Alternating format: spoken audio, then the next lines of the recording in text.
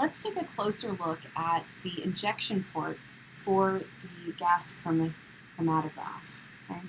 So the injection port, when we go to inject, we want to only inject about maybe zero point 0.1 to 2 microliters. Okay, that's not very much of liquid that we're going to inject into the injection port.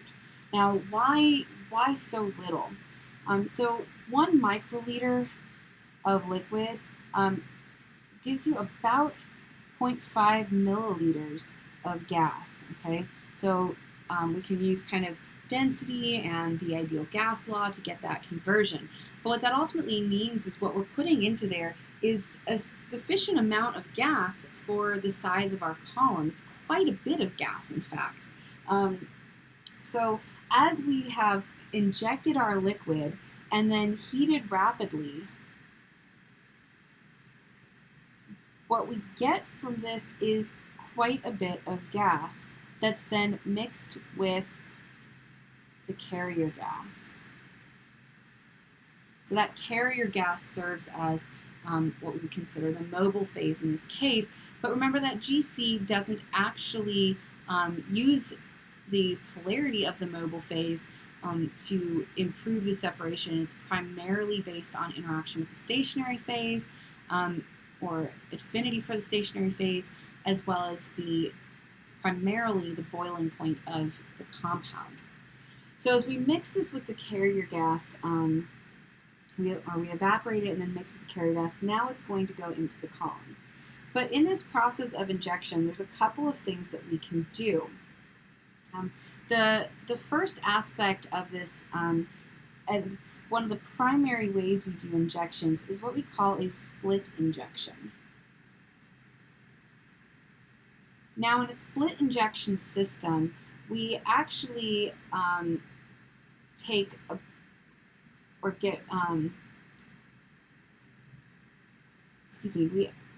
we actually sweep most of the analyte to the waste, okay? And we do this purposefully. It's not that the injection is inefficient or the injection process doesn't get everything into the gas, but we ultimately take this and we just say, okay, we're just going to sweep most, 98% or more. Okay, most of what we inject from this, maybe 1 microliter of liquid is going to go straight to waste. We're not even going to evaporate it, just send it straight to waste. Okay.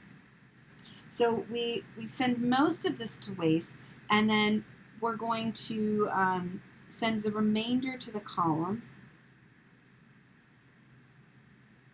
That's ultimately representing a much smaller fraction of your whole sample.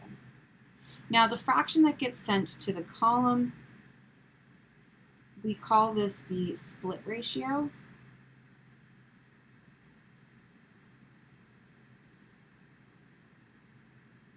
And that split ratio might be something like 50 to 1 or 500 to 1. We can set this in the instrument settings itself. So what this says is that, for every 50 parts that are injected, 1 part makes it to the column. So if I'm injecting 0.5 microliters, I'm going to get 0.001 0.01 microliters going into my column out of that 0.5 microliters that I've injected. Had to pause and do that math in my head for a second. Okay, but what this does is that it does effectively sweep most of our analyte onto waste. Now, if we don't want to do a split injection, although this is the most common form of injection that's done with GC, we can do another type called splitless. And just like the name would imply for a splitless injection, in this case, we're basically going to put everything injected onto the column.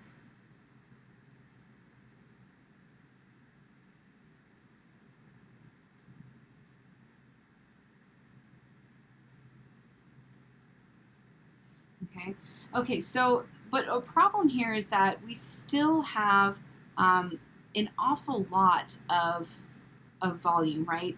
We're still putting maybe 1 microliter of sample down. We're still going to get 0.5 milliliters worth of volume of gas, and that's a lot to go onto that very narrow column.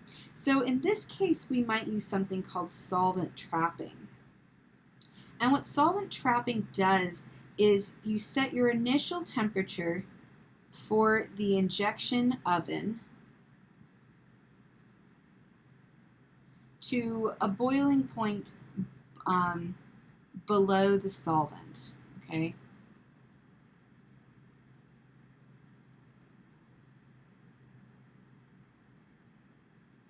And we're looking, below by maybe 40 degrees Celsius, okay? So what happens here? It means as we inject our sample, our solvent is actually condensing then at the beginning of the column, trapping the solute in a very small area, okay?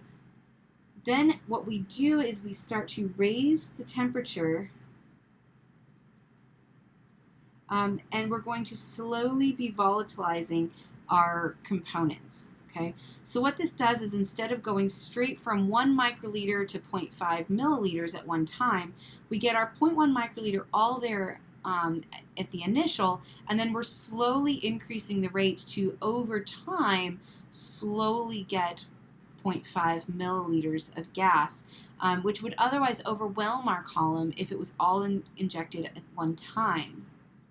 But by using solvent trapping, we essentially keep the solvent and the injection in one place at the very start of the column and slowly introduce it analyte by analyte into the column based on the boiling point. Okay. It also keeps it entering the column as a nice tight band because anything that started with that same boiling point is going to enter the column at the same time. The third type of injection system that we can do here is called on-column injection. And this is really, really rare, but I want to mention it here just in case you come across it. And so on-column injection is similar to solvent trapping, where we're going to inject everything on, but the solvent is gathered directly on the column. There's no heating or cooling. Okay, this is by far the worst for resolution, but it's good for thermally unstable analytes that might ultimately degrade in the heat of an injection oven. So good for thermally unstable analytes, but gives poor resolution because we've just overloaded the column.